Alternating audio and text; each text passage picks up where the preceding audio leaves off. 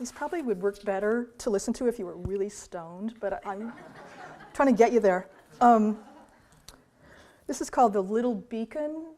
In this one, he had a flashlight that appears, sort of traces of light through the image. The little beacon. Do not bereave. Many feet and many legs stand here. A soldier echoes what his bugle said, swinging something in his other hand. Hills over hills repeat his legs, so baggy, staggering, so cotton, the rear pocket, the rear hem, and the furrow he jogs in his heart swings back and forth, a little beacon.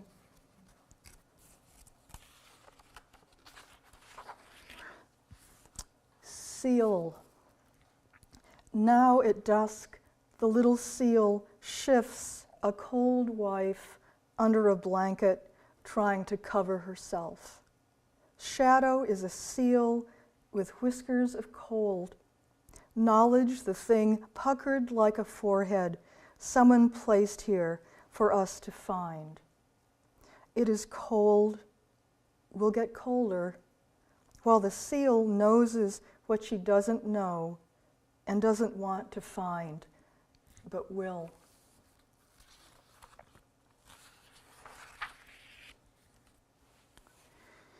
Why did Native Americans build mounds? When they could have erected semi-permanent earmuffs, Winnebago swings to the shoulder, muffler on fire, or leaks that could tell our fortunes. Ceaselessly, this TV points remotely to our heads. In circles, they would walk, endless, flapping their arms open, when they could have become our Doppler, inching like a scow.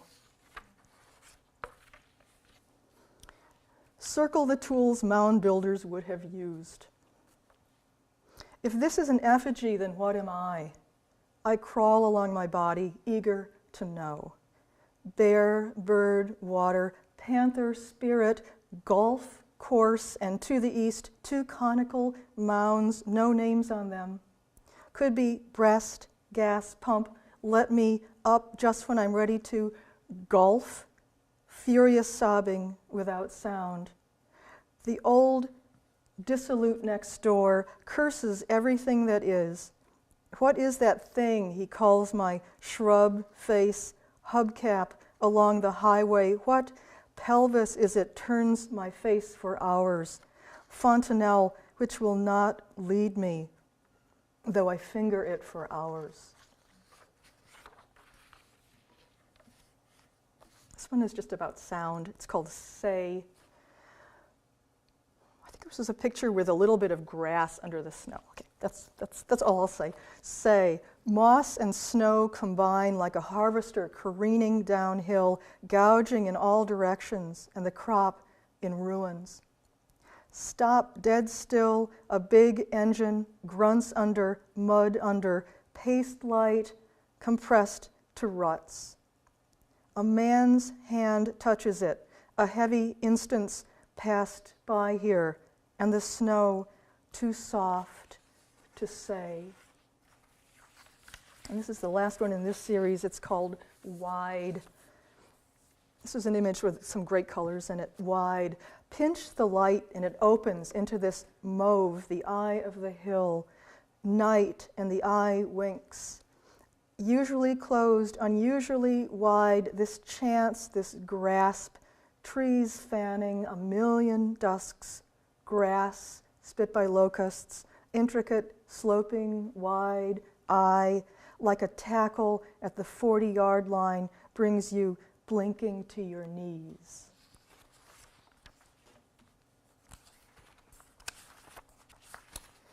A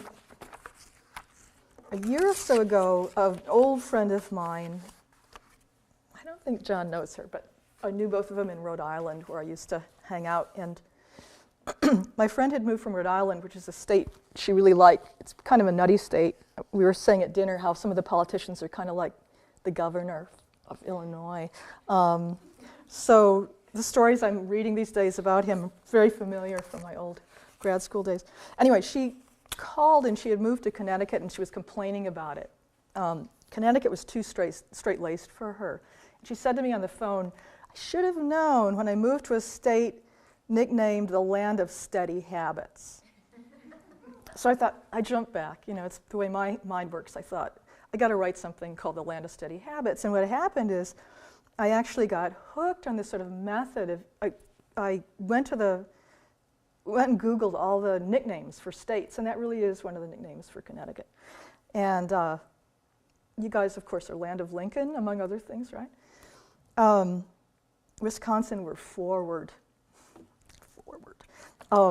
So I made a whole bunch of little pieces, 50 of them, in fact, and each one is titled one of the nicknames of the state in question. Some of these are sort of vaguely responsible pieces. They're kind of really about the state, and they mention place names. A lot of them are not, though. A lot of them just go flying. So the first one I'll read, in part in honor of not only Martone, but my old wonderful friend, Arkansas, who took me to the town mentioned in this piece. So this is about Arkansas, and its title is Natural. What you'd want in a fruit except prunes, or the Ozarks, or makeup. Plus, it's natural to have a couple RVs, at least one shiny hog in the driveway, ready to jump you loose. In Toadsuck, critters latch on the first chance they get, scream out laughing, slapping sin away. Like that last guy you dated, or the church choir sweating down their arms. But don't it feel good to open your mouth and sing your guts out? Jesus ducks when you lose the towel, scooch the Bible in your lap. Pretty soon, pick up your cigarette, the one thing you can count on when God digs his fingers in the sky and day falls down with a whomp. This one is from the nickname for West Virginia, To Be Rather Than To Seem. Is a book you brought to the office thinking, today's the day. Those sheds where they hung tobacco are condos now. The AC comes on just when you're ready to scream. It's still in your purse, 1 or 2 pages touched, like recalling something you did when you were very young, something worthy and oddly bright, and you're looking for a place to put it. Maybe the picnic table out back. The computer flickers, you're smoking way too much these days. They danced the great leaves to the back of the shed, then lifted their arms flying. This one's from a nickname for one of Colorado's nicknames.